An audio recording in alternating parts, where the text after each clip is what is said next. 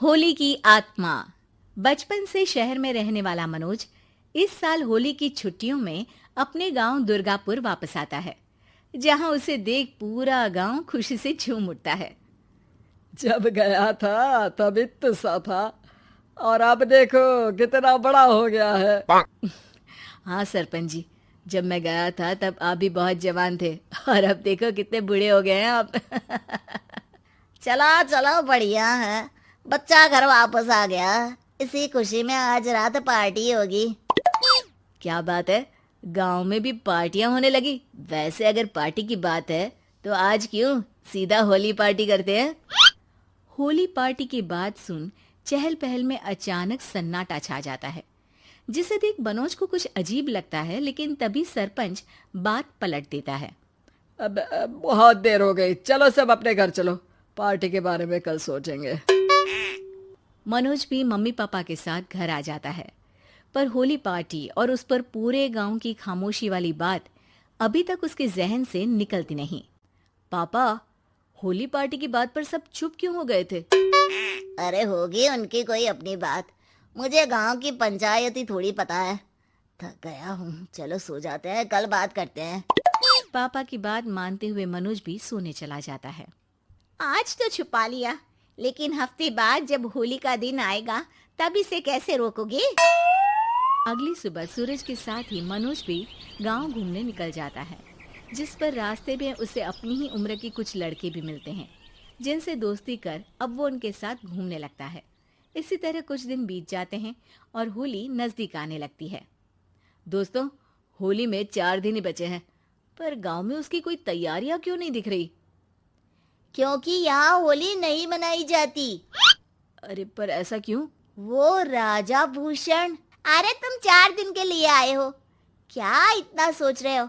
चलो कुछ खाने चलते हैं। इसी के साथ एक बार फिर होली की बात को टलते हुए देख मनोज को शक होने लगता है। वो घर पहुंचते ही इंटरनेट पर अपने गांव और राजा भूषण के बारे में जानकारी निकालने लगता है। क्या? मुझे आज तक ये नहीं पता था। ऐसा कैसे?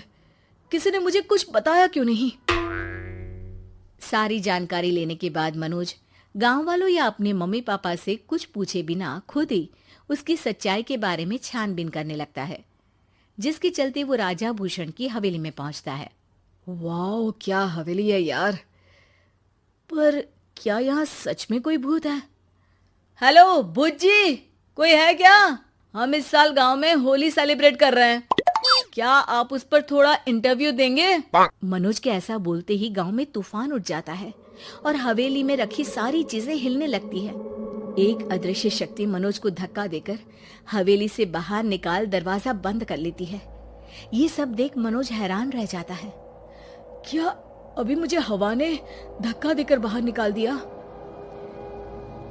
मेरे होते हुए इस गांव में कभी होली नहीं मन सकती, इसलिए दोबारा ऐसी कोशिश भी मत करना, अंजाम बुरा होगा। आवाज सुन मनोज हैरानी से इधर उधर देखने लगता है, पर उसे कोई दिखाई नहीं देता। वो गांव वापस आ जाता है, जहां तूफान की वजह से सब कुछ तहस महस हो चुका होता है। आखिर ये तूफान आया कैसे? ना ऐसा कोई मौसम था और ना ही हमने होली का त्योहार मनाने की बात की थी।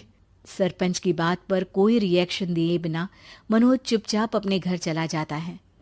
इस तरह देखते ही देखते होली का दिन भी आ जाता है और मनोज रंग लेकर गांव में निकल जाता है, लेकिन गांव पूरी तरह खाली होता है। अरे त्योहार का दिन है, धूमधाम की जगह मातम क्यों मनाया हुआ है? मनोज की आवाज सुन सब अपने घर की खिड़कियां खोल के घर के अंदर से ही उसे वापस जाने के लिए कहने लगते हैं, पर वो किसी की नहीं सुनता। तुझे पहले भी समझाया था, अगर होली खेलने की कोशिश भी की तो अच्छा नहीं होगा।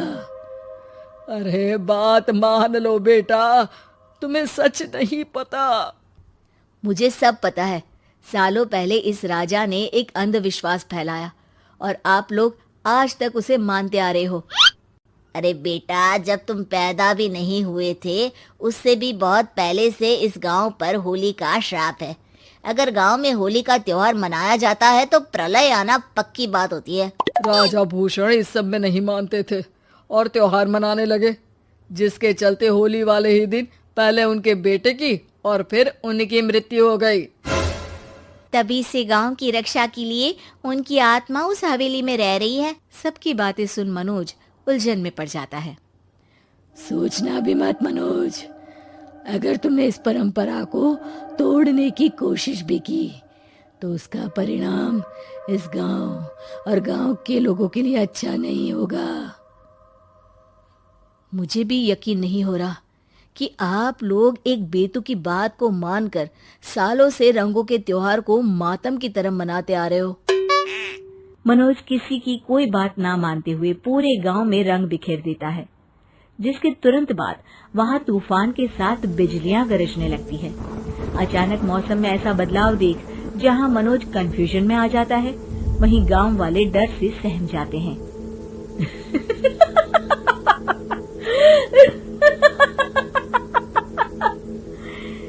इस लड़के ने हमारे जैसे सिर्फ अपने स्वार्थ के लिए नहीं बल्कि पूरे गांव की खुशियों के लिए यहाँ होली मनाई है, जिस वजह से अब इस गांव पर होली का श्राप टूटता है।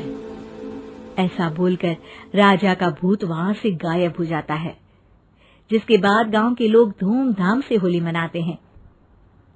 खुशियों के रंग गांव में बिखरे ही होते हैं कि अगली सुबह अचानक मनोज कहीं गायब हो जाता है और एक बार फिर गांव में होली का नया राज शुरू हो जाता है।